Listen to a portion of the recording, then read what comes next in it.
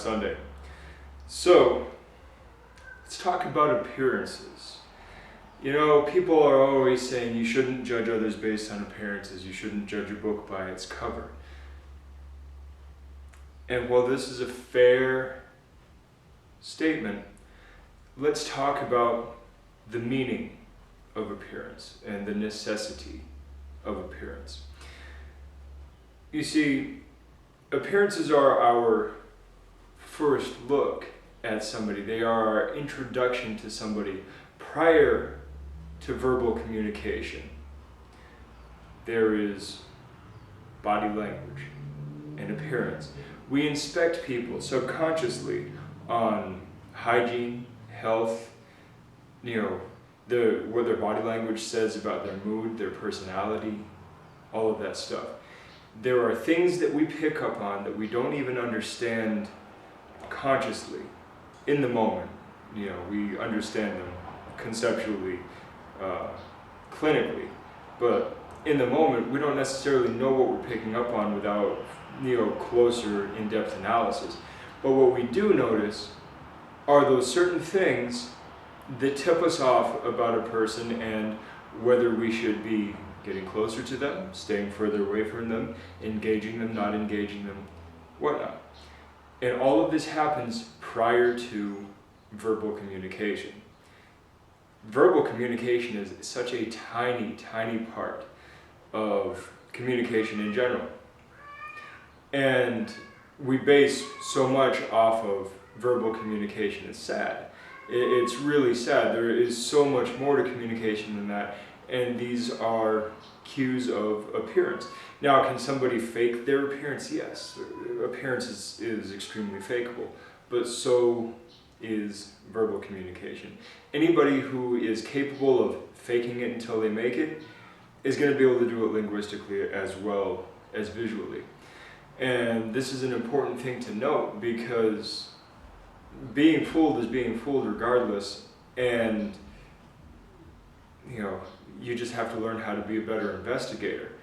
But it has nothing to do with judging people based on appearance or anything like that.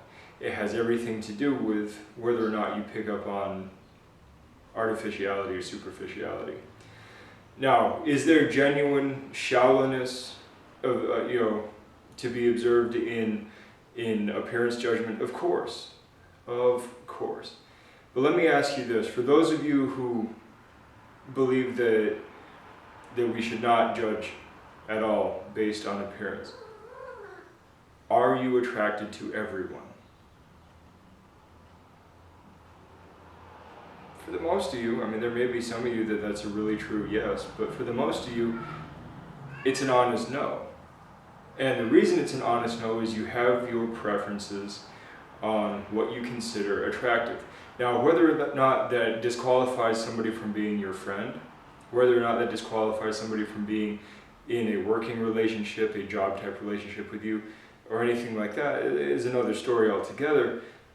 But what I'm saying is that even when you're saying that you're not being judgmental based on appearance, you're still judging based on appearance, because there are certain cues that you look for based on whatever life circumstances have shaped you that determine whether or not somebody is an attractive prospect for any kind of relationship with you. And it could be a number of things, and they could be dysfunctional reasons, they could be purely functional reasons, they could be they could be circumstantial reasons, whatever. But the point is that no matter how judgmental or non-judgmental you think you are, you have to understand that appearance is important. And now, as far as, say, business relationships go, the landscape changes quite frequently. Whether a certain look is acceptable for men, for women, whether this type, whether this appearance is considered trustworthy and viable to a buyer from a seller, and is this appropriate for the workplace versus is this appropriate for social function, blah blah blah, on and on.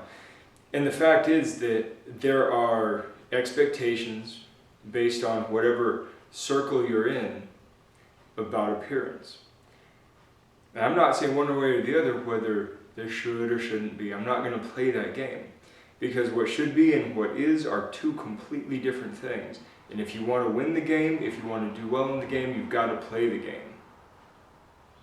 And you got to play it better than anybody else. There's really no running away from the game except to completely remove yourself 100% from that game. You can't win the game by not playing the game. You can only change the game that you're playing. So you have to simply understand and accept that either you appear as you're expected to appear, or you find a way to gain acceptance and lead how that is perceived. Individuality will always take, a longer time to convince people, that this is acceptable, this is not acceptable. Long hair is acceptable in some places and it's not in others. Beards are acceptable in some places and not in others. Well, why? It's because certain circles, certain groups have decided that these things were and weren't good for whatever reasons, and we can play with every aesthetic and trace it back, through the majority of history and say this is why this is, this is why this is, this is why this is. It could be religious arguments. This could be functionality arguments. It could be relationship arguments. There's a number of different arguments on why people appear the way they do for whatever reason they appear to. And then of course you have the counterculture, the anti-culture, that simply says, well, if this is what people expect, I'm going to go and do the opposite. Which is just as retarded. Just do your thing. If you sit there playing the game of for and against, and I'm guilty of this, I play for and against all the time, but if you sit there and play the game of for and against, you're kind of missing out on the opportunity of just being yourself and expressing what you do. So in this case, I'm kind of preaching to myself as much as you guys. So understand though, appearance is extremely important. Not just physical appearance and hygiene and grooming and all that, but also body language, also the way that you communicate with people non-verbally. Non-verbal communication is important, and that goes from everything from the way you comb your hair and brush your teeth and wash yourself, to the way you dress, to the way you walk, to the way you speak, the way you stand. All of these things. And I say the way you speak, but not the words.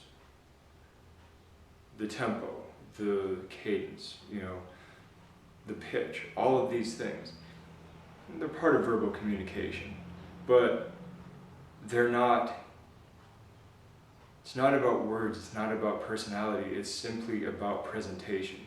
If you can master your presentation, express yourself as yourself in the form where people expect you to be as such, if you can combine those two worlds, you will find a lot of success socially. That's all I got for you. Just the thought of the day. I should stop rambling because my internet connection is slow now and it's going to take forever to upload this video. Talk to you guys later. Good journey.